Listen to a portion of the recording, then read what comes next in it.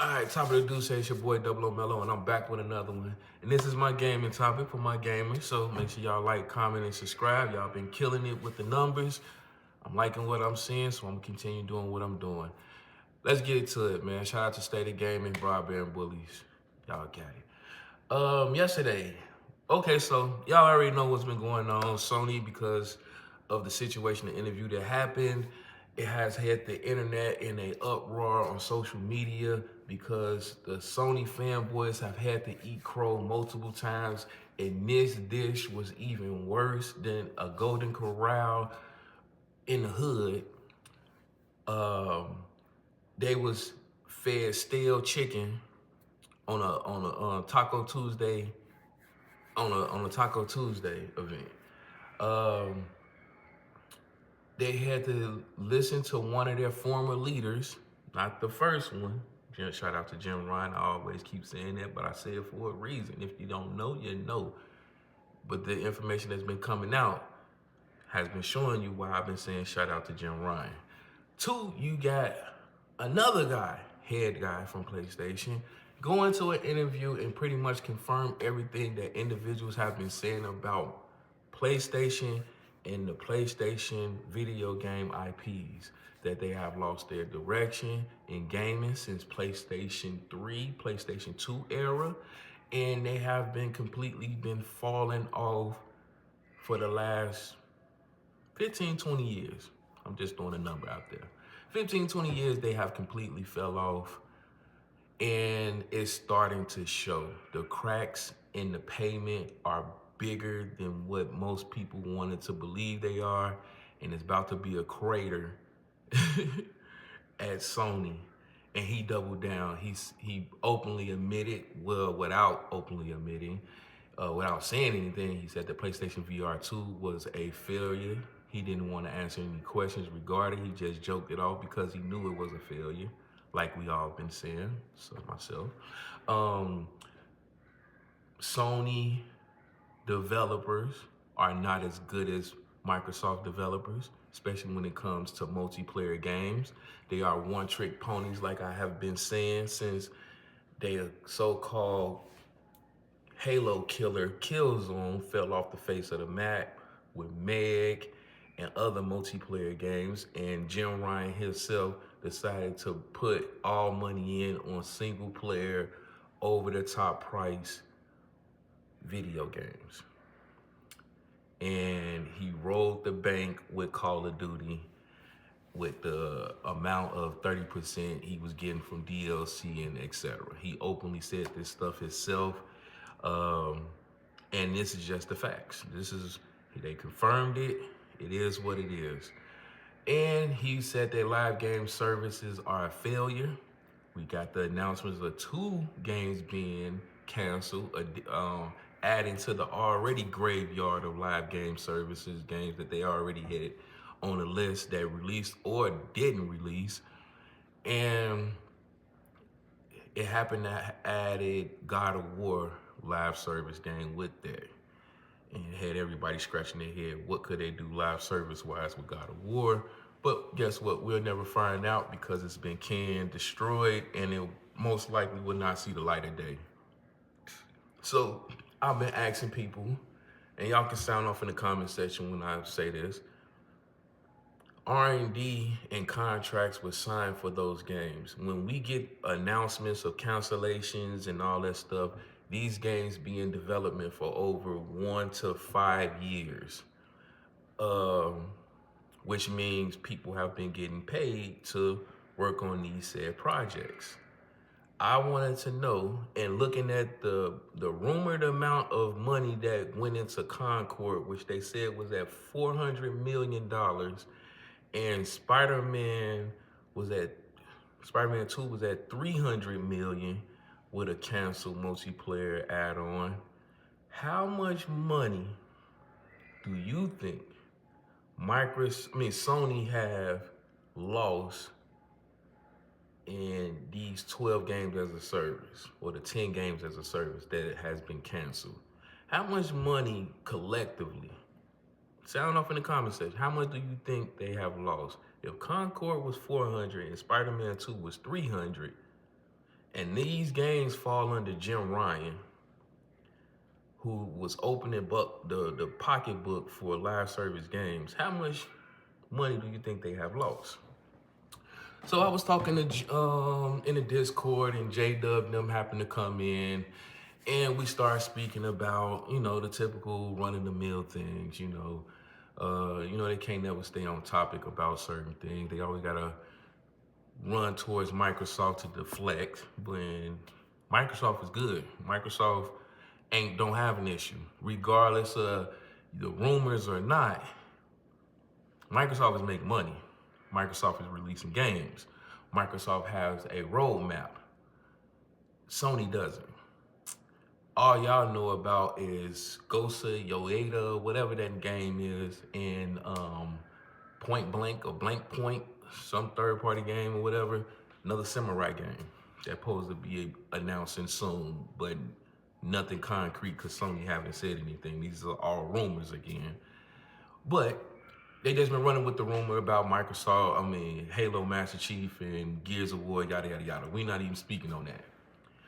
I wanted to know, because they are still thinking under the mindset, me talking to J-Dub, which is the leader of the cult of Sony Ponies, one of their brand ambassadors, like everybody literally flocks to what he says. This is crazy. You should have seen the Discord yesterday. But cause they was defending the hell out of this man. But I asked a very simple question. Do y'all think day and date with PC is coming? And I got everything in the book. No, they're not gonna do that. That doesn't make any sense, Melo. If they're going back to doing remakes and remasters, they're just gonna sell it to the PlayStation community. They're gonna buy it at a large clip, and then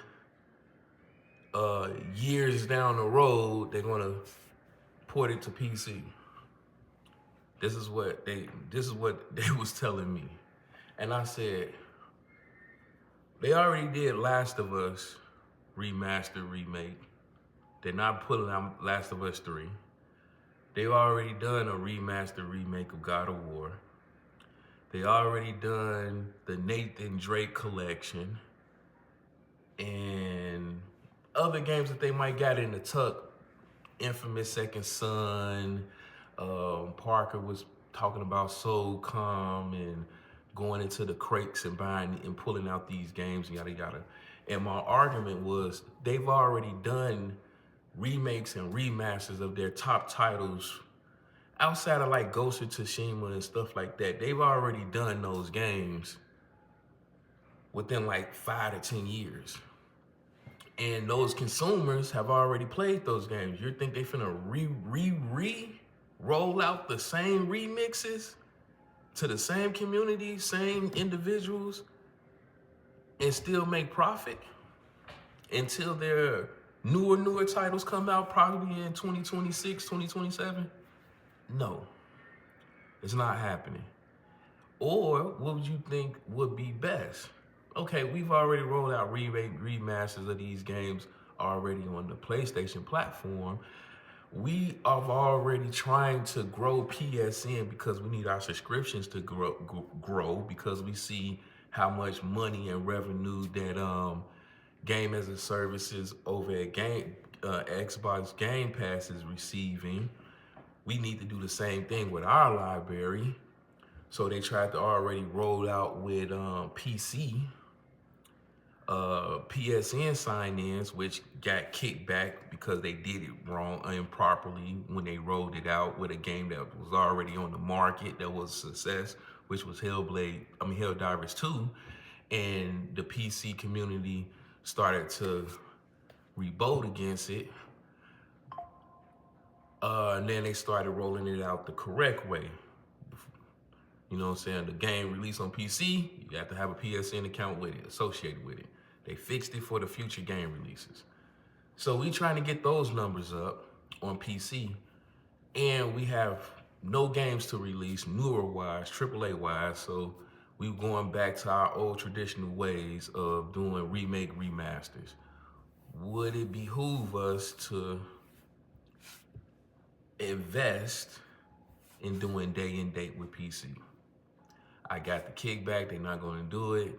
It didn't financially make sense. I don't know why, but it made sense to me as a businessman. If I'm gonna re-rock something and sell it back to the company, to the community, I'm gonna have to switch something up, you know what I'm saying? And if I can increase my numbers, if I'm selling on Fifth Ave and I keep selling on Fifth Ave and seeing a decline on Fifth Ave of my product, and I'm able to go to 10th Street with the same product and get more customers, why wouldn't I merge the two so I can make maximum profit?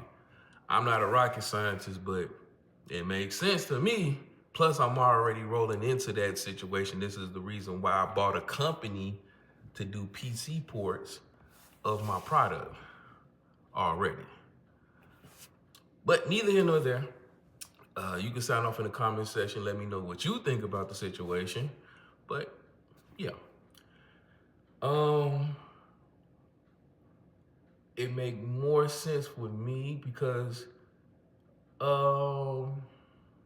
already told y'all about PlayStation and the great garage sale. Everybody thought I was joking. What are you talking about? PlayStation ain't gonna be selling nothing off to nobody. And Sony isn't in a good financial state that y'all think they are. And as time keep rolling, or it said, Cat Williams said it best. I blame Cat Williams for this. He said the truth shall be revealed. It's up for all of y'all. You gonna have to pick a side.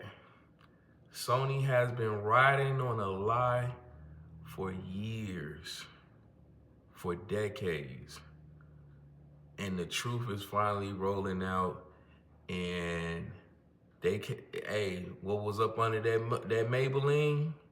Wasn't it that lady you fell in love with? This is a fact. They have lost their way. They have PTSD, and they're trying to run back to what made them successful in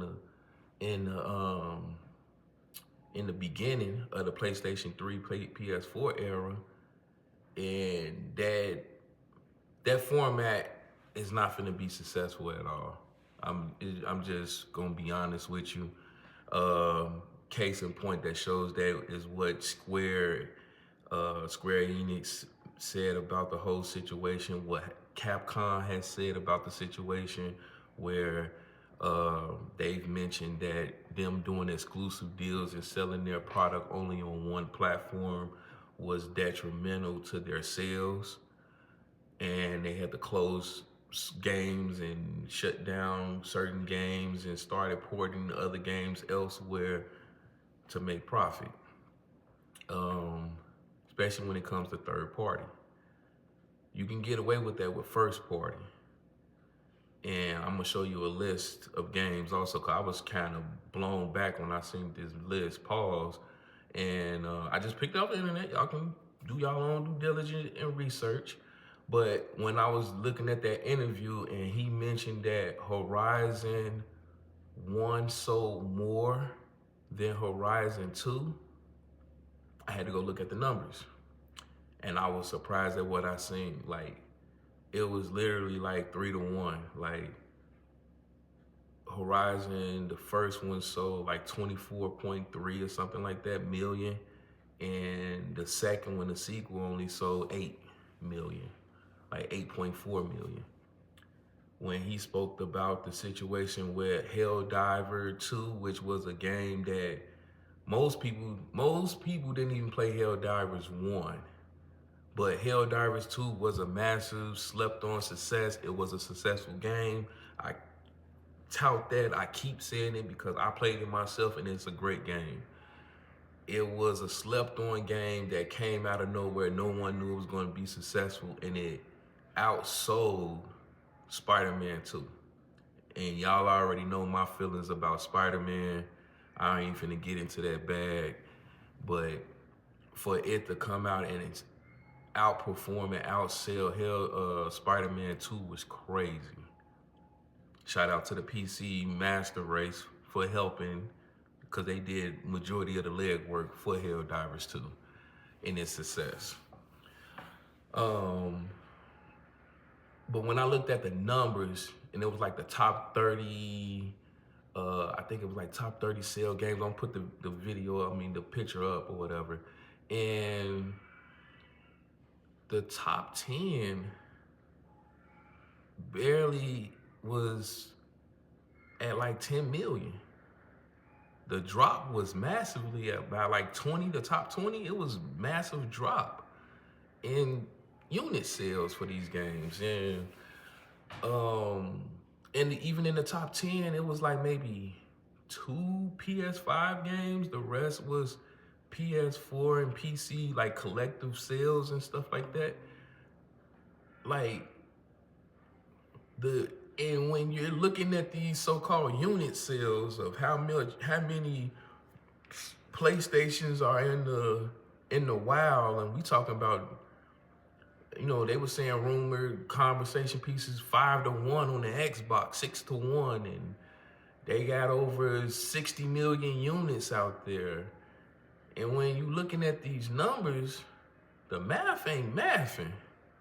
Like, I get it, you got scalpers, you got collectors, you got people that buy the consoles to be jailbroken, you got some that play offline. All the excuses that you want to put in the book is great, fine and dandy. But you can't tell me that you got over 60 million units out there in your AAA games that you're putting millions of dollars in. We're talking $400, $300 million for the 2 games that I mentioned. And they're barely touching like 10 million in some cases. 15, 7 million, 5. The math ain't mathing. But that's my video for today. It's your boy Melo. One love and God bless. Let me know what y'all think in the comment section. Is PlayStation going day and date with PC with their releases of the possible route of remasters, remakes? Since the live service plan has totally failed, how much do you think that they've spent R&D for live game as a service in the last 5 years? Sound off in the comment section and let me know. Peace out.